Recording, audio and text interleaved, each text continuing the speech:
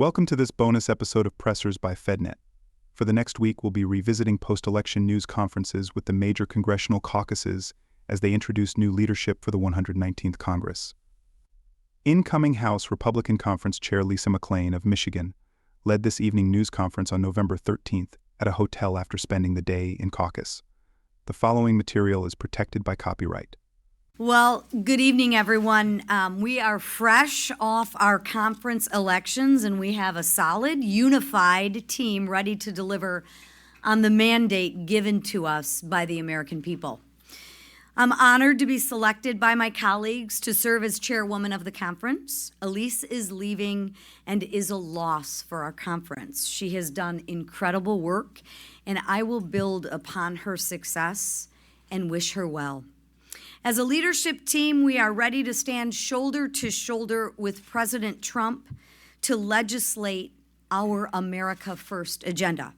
Our winning message resonated with the American people, which delivered Republicans a trifecta in government.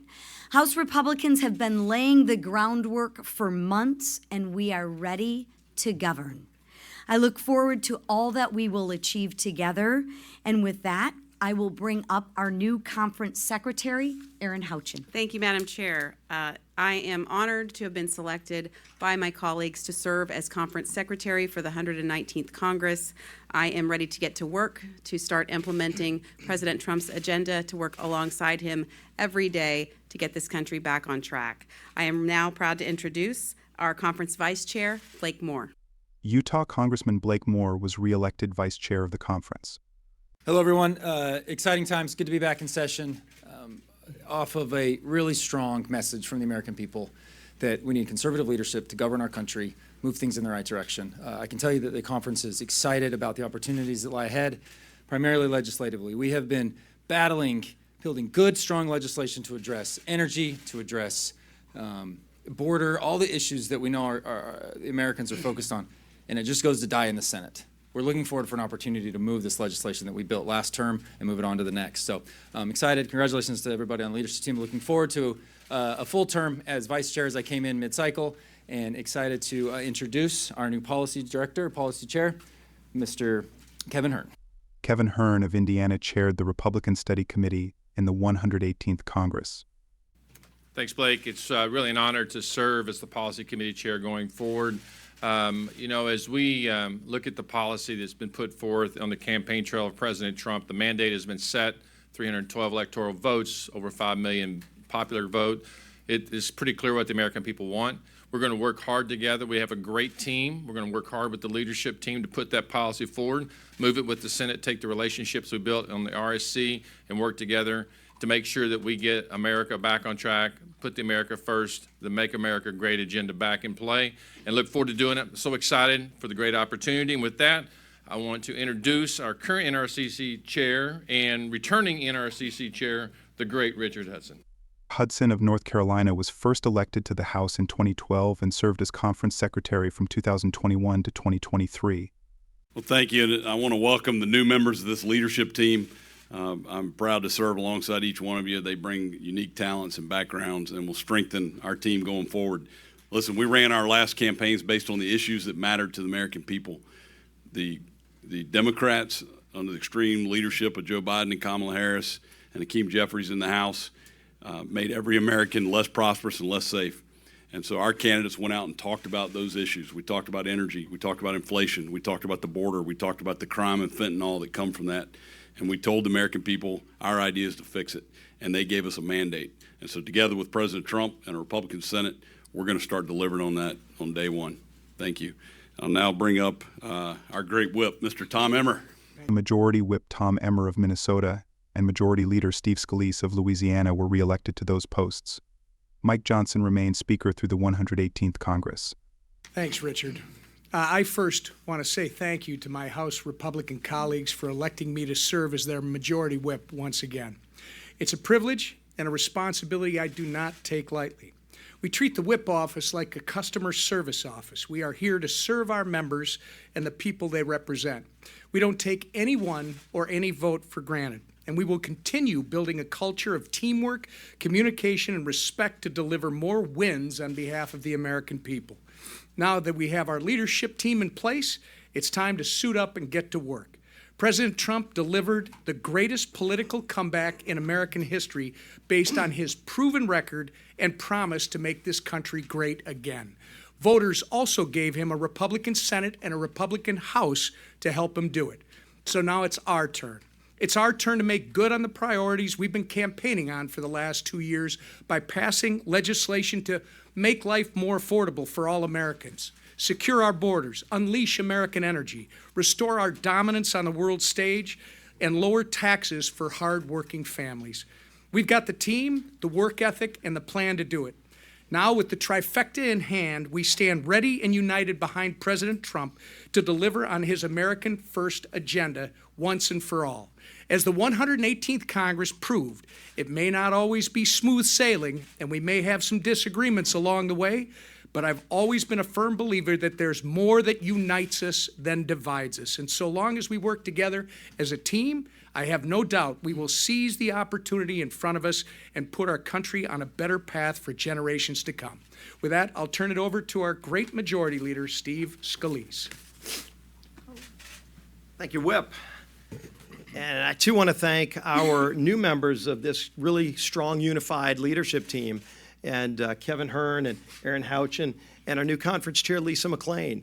We're really excited about the selections that our conference made today. We are going to miss Elise Stefanik, and she served our conference so well for so many years as our conference chair.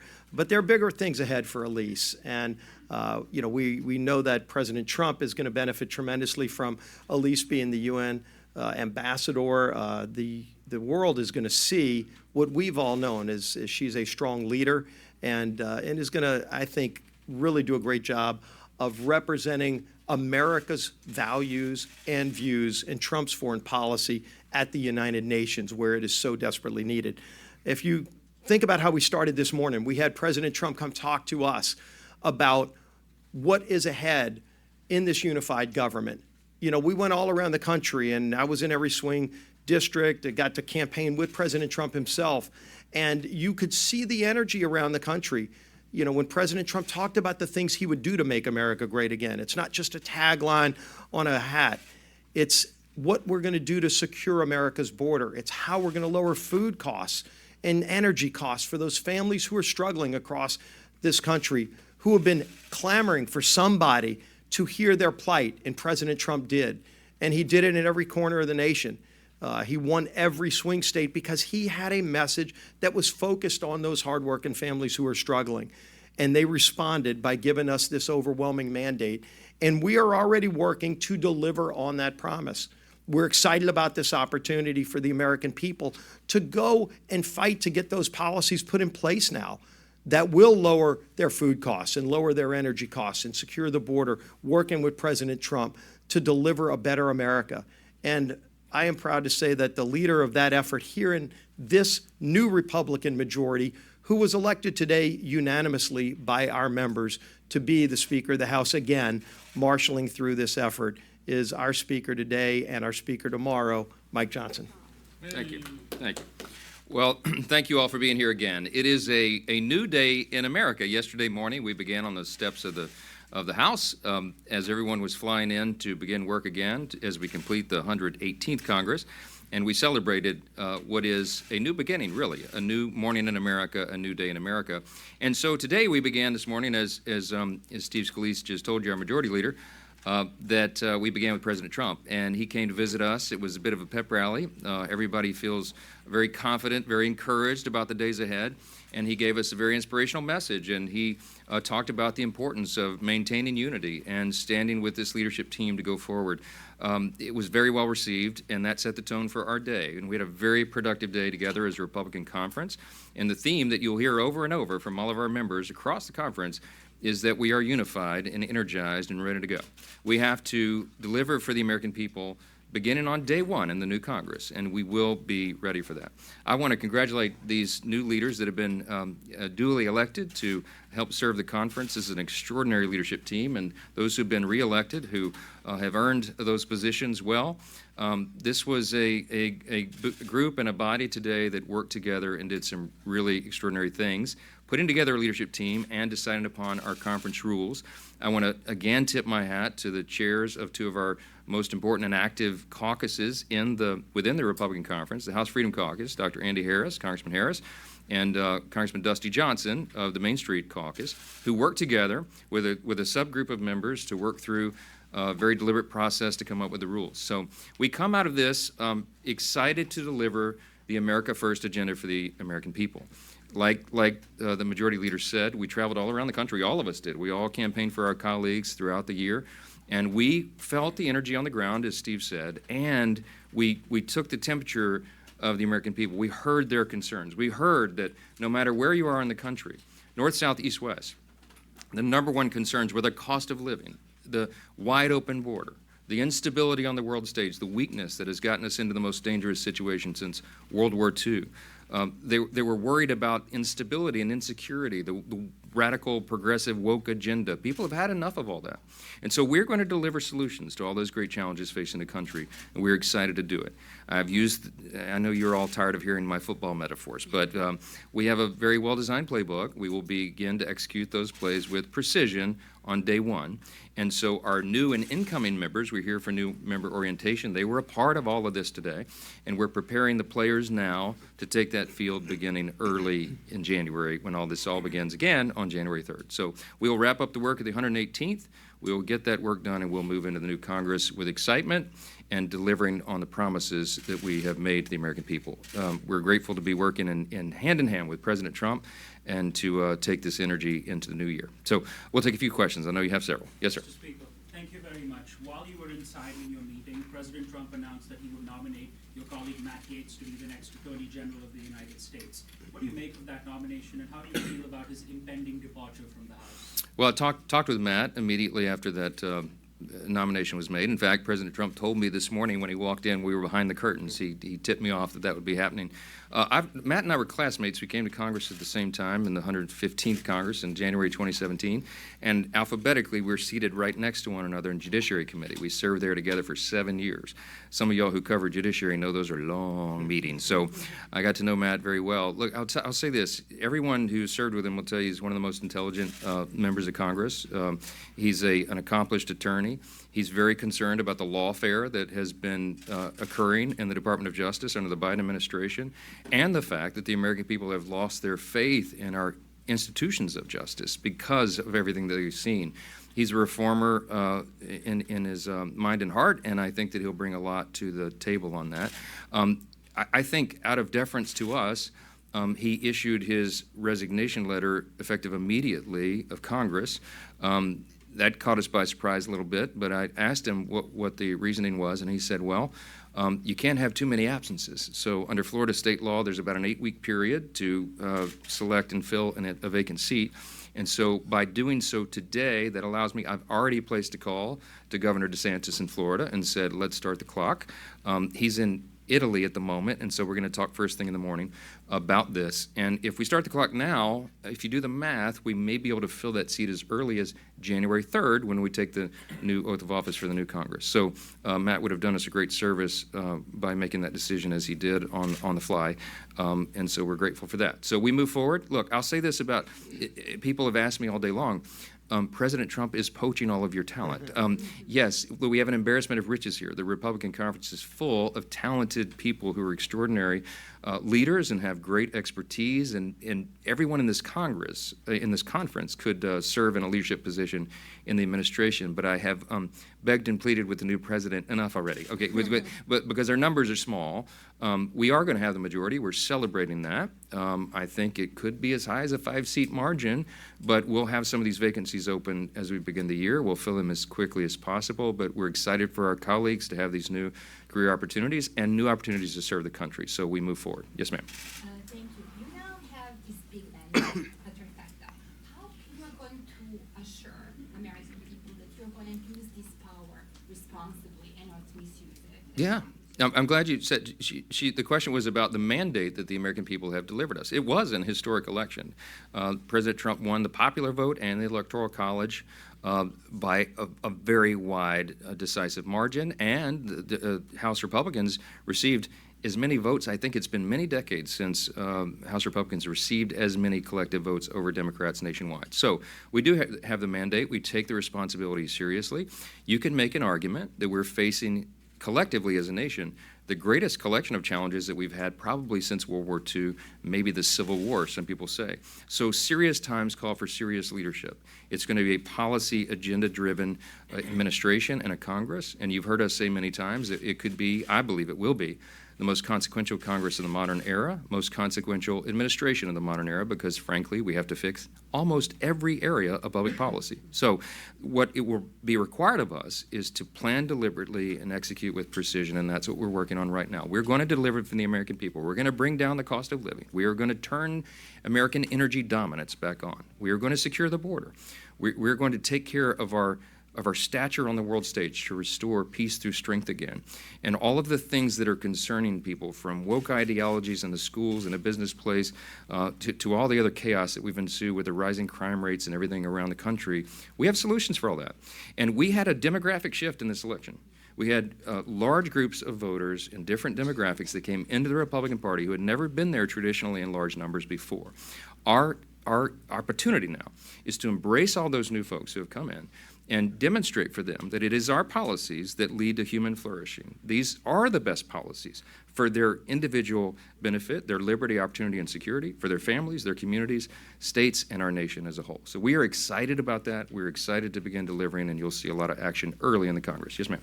All right. Since you just broke the news that he resigned immediately, that means that the House Ethics Committee investigation to him does not have jurisdiction since he's no longer a member of Congress. Are you concerned about what, they were finishing up their work, there was going to be a report issued? Is that a concern to you that will now never see the light of day? Well, it is true that a former member of Congress, the House Ethics Committee, would have no further jurisdiction over that person, no further authority over them. So that would not be unprecedented. But as far as the timing of a release or report or something, I don't know. The Speaker of the House is not involved in that, can't be involved in that. So I'm not really the person probably to answer that question. So, yes, ma'am. Is President-elect Trump considering the slim House majority when making these decisions about his cabinet? Is he listening to your concerns about that? And do you feel comfortable allowing the majority to go slimmer? No, I'm not comfortable with that. No, look, President Trump and I have talked many times a day, every day, and with his transition team. I've spent a lot of time with Howard Lutnick, who is the co-chair of the transition team, with Linda McMahon and everyone involved. He is at Mar-a-Lago making lots of very consequential decisions, and I'm trying to be involved as many as I can while I'm also trying to manage this Congress and plan for the next. I'm going to make a trip down there tomorrow evening for a gala for the America First Policy Institute, spend some time with them there, and then I've changed my plans to go down to Mar-a-Lago for the weekend so that I can be there while more of these decisions are being made. He's very aware of the margin, the size of the margin, but he has an administration to fill, a cabinet to fill, and he's keeping all this in mind at the same time. So we're both very aware of the margins and the size. Everyone in this room is keenly aware of it as well, and that's why we're emphasizing unity right now, and I'm very hopeful about that. I think we can walk and chew gum at the same time, and I think we'll get these seats filled these are reliable Republican seats. We'll have very strong candidates presented who will win those elections in short order, and by early spring we'll have these seats filled, and we'll keep moving forward. So, yes, ma'am. The last question, guys. Okay. Mr. Speaker, you just mentioned that Congressman Gates is resigning early. That will allow Florida to have a special election sooner. Congressman Waltz is also from Florida. Have you talked to him about doing something similar? Because that would apply to his seat as well. Yeah, he's got to make his own determination on that. But if of course, for the position that Congressman Waltz has been chosen for, he doesn't need Senate confirmation. So I assume that he'll be making that decision. I'll talk with him, of course, tonight and tomorrow about that to figure out the best timing. He's a team player as well, and he wants to do what's right for the conference and for the country, and I'm confident he will. He's going to do an extraordinary job in his position, as is Elise Stefanik, and I'm sure Matt Gaetz. I believe they'll all do very well. Now, there are others here who President Trump has interest in serving in other positions. And I said, please, sir, no. We have a great talent here. We're excited to work for that. Excited for this leadership team. This is a great group of people who are here to serve the country, and they're going to perform well for their constituents and for America. We're going to turn this country around, and we can't wait. Thank you so much for being here today. Bless you. Thanks for listening to this FedNet podcast, and be sure to subscribe on your favorite podcast platform. This program is copyrighted by Federal Network, Incorporated, and provided only for informational and educational purposes. Unauthorized reproduction, distribution, or use of this episode without expressed written permission from FedNet is prohibited. Follow the 119th Congress and watch President Trump's second inaugural on January 20th at fednet.net.